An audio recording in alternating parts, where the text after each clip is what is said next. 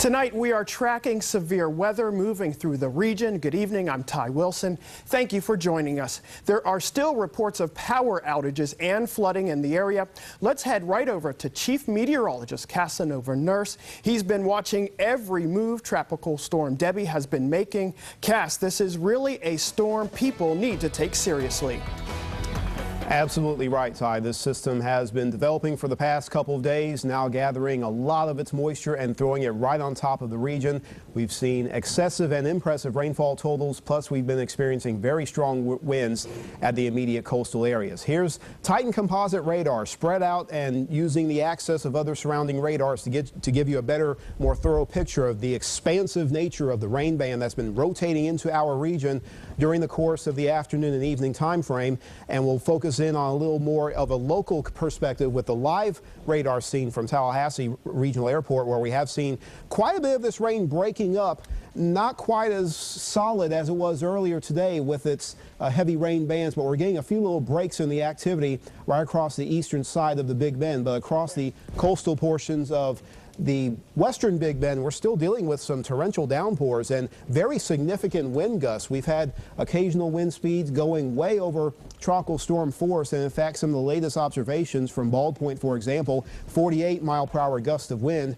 That's right in this region close to the Alligator Point area. So those easterly and even northeasterly winds continuing to bring quite a bit of wind gust potential and even some onshore push of the water levels, where we will continue to see a little bit of an extra concern for coastal flooding. Here's the satellite imagery of this very ragged looking system, but it is tapping into that rich moisture feed. There is enough of a wraparound circulation to keep this classified as a tropical storm with its maximum sustained winds of 60 miles per hour around the center. But these tropical storm force winds have spread well away from the center of the circulation, and as of the 5 p.m. official forecast track, it doesn't necessarily bode well for us. There is some questionability as far as where the system will go. It may actually meander off the Panhandle shore for another 24 to perhaps 48 hours, and that red shade there we usually call the forecast cone, but it's more like a forecast circle of possible movement. Since the upper level wind flow is very weak, we don't have a force that will drive it in one direction or another, so it may just wander aimlessly, so to say, across the northern Gulf through the next couple of days. The official forecast carries the center of the system into the Panhandle coastline, but anywhere within that red and yellow shade, that's where we could see the center of the system go. There are a lot of variabilities involved with this forecast, but for the time being, it looks like a very heavy rain event for our local region, as well as ongoing wind gust concerns. A variety of advisories, warnings in relation to the winds and the excess rain that we may experience are in effect for many portions of the region, and we'll review what's happening out there in terms of warning coverage, and we'll review the rainfall totals that have been already picked up across the region, some areas in excess of 4 inches. More details on this system and the forecast coming up in just a few minutes. Cass, thank you very much. Tropical Storm Debby hitting the coastal region of the Big Bend pretty hard tonight. Roads washed out, some power lines down, and there's one report of a power line catching on fire in Franklin County. There are road closures and even some cases voluntary evacuations. Officials are urging people to stay off roads unless it is absolutely necessary for you to drive. Because of powerful winds associated with Tropical Storm Debby, the St. George Island Bridge and the Goree Bridge in Franklin County have been closed to all traffic.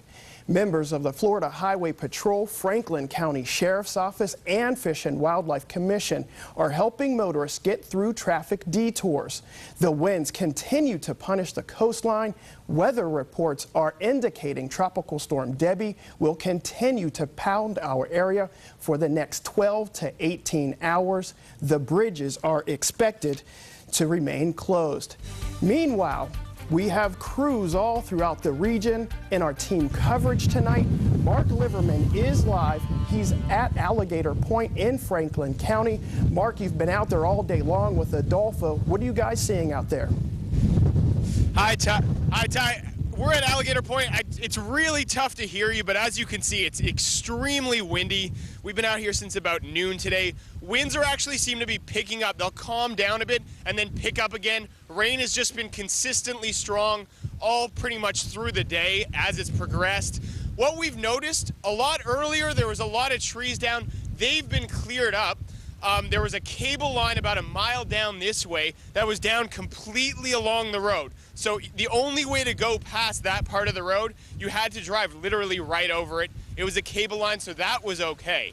More importantly, though, about a mile or two this way, in the other direction, heading out of Alligator Point, power lines had actually been ripped off. One had actually snapped and was on fire. And I mean, there was a fire truck standing parked right next to it, trying to prevent cars from going too close to it, but it was actually on fire.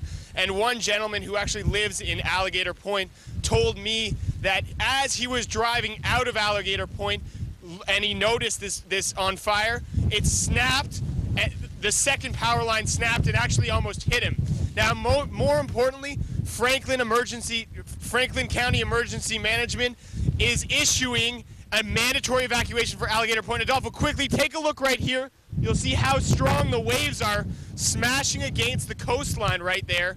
And it's just increasing. So all that area is getting pretty close to washed away. And all this area is, if not already evacuated voluntarily, is now being issued a mandatory evacuation. And one more thing, that's also being issued for all mobile homes in the surrounding areas and any other homes that are prone to any sort of flooding. So everyone else, though, Franklin County Emergency has issued just stay in your home. They're telling everyone else to just stay home. So we're live in Alligators Point. I'm Mark Liverman. You and Adolfo, be safe out there. And with continued storm coverage, we have a crew in Wakulla County. ABC 27's Brittany Jones is standing by with more. And Brittany, I know you've been out and about all day. I know you're with Jade Balexa, but how are things going where you are? Hey, good evening, Ty. We're actually on the way back from the Wakulla area where several trees are down. Were sent out to Highway 319 just a few minutes ago to remove a huge tree that was blocking the road. Wakulla deputies say that it has been a very busy day, picking up so much debris from the storm.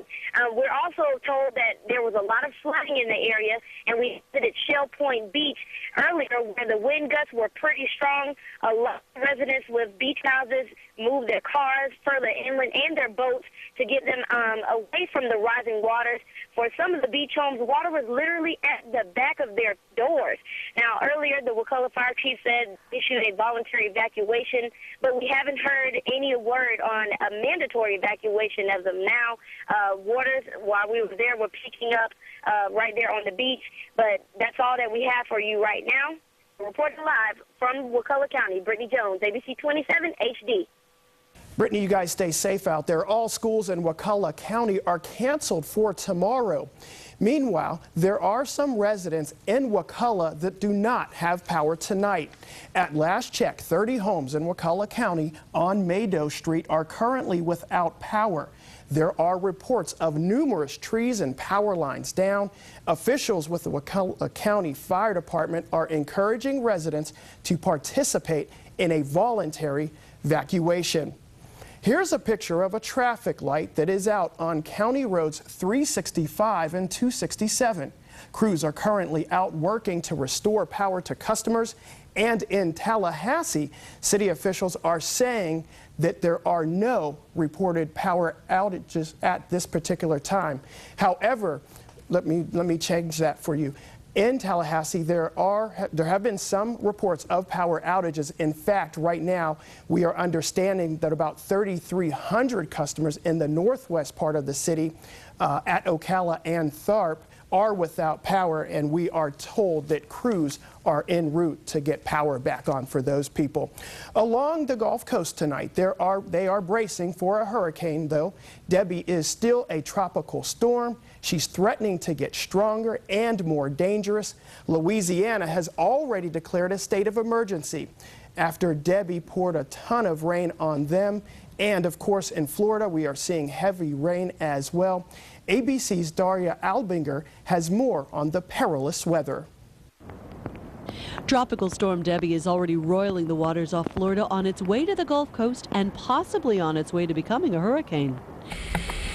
Rain bands from the storm have flooded streets and given residents a taste of what to expect. Just a big boom. Wind-whipped rain sent this tree crashing into a home. I'm glad that none of my boys were in the front room, for one thing, because there's actual branches in that room. The ordeal wasn't over.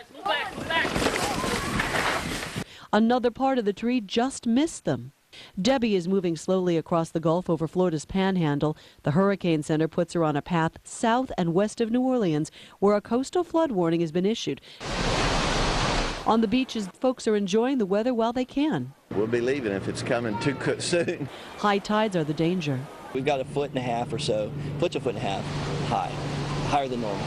Out west, wildfires are thriving on the hot and dry weather.